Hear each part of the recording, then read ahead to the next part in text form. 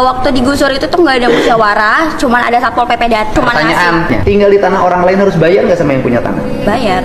Kalau saya balik nuntut, Pemdanya suruh minta tagihan, dihitung berapa tahun ke belakang, bayar tiap tahun.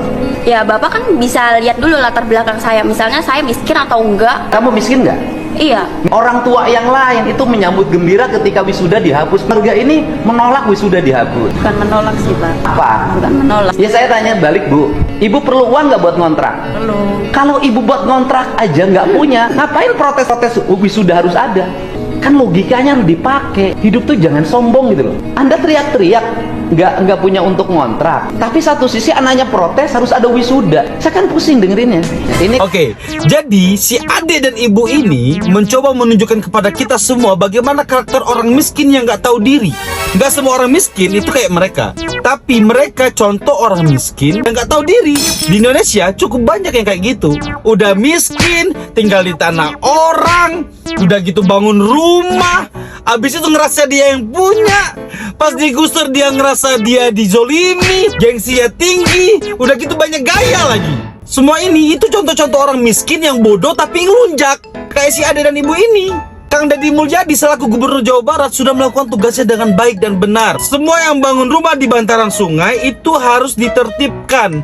Karena pertama memang bukan punya mereka tanahnya, kedua itu memang dilarang. Tadinya gue pikir cuma anaknya doang yang gak tahu diri. Ternyata emang turunan aja.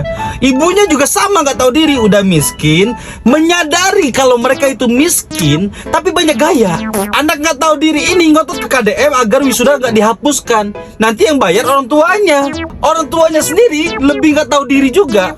Udah tahu buat bayar kontrakan aja susah, tapi ngotot mau bayarin anaknya wisuda. Orang yang punya otak, kalau nggak punya duit itu dia akan menekan pengeluarannya, akan mencari solusi bagaimana pendapatannya bertambah, yaitu dengan mencari pekerjaan baru, atau mencari pekerjaan sampingan, atau berbisnis. Si ibu dan anak ini adalah contoh orang nggak mau berkembang, orang nggak mau capek, maunya terima jadi, maunya disuapin, maunya dibantuin terus. Gimana? Orang-orang kayak gini ujung-ujungnya apa? Pinjol, kalau nggak judi online, atau ujung-ujungnya ke dukun, percaya penggandaan uang, dan dia akan percaya kalau dia ngasih seserahan ke dukunnya, kayak uang rokok, uang apalah.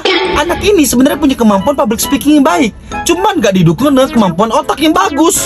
Bro, miskin itu nasib, tapi bodoh itu pilihan. Jangan jadi orang bodoh, apalagi ngelunjak.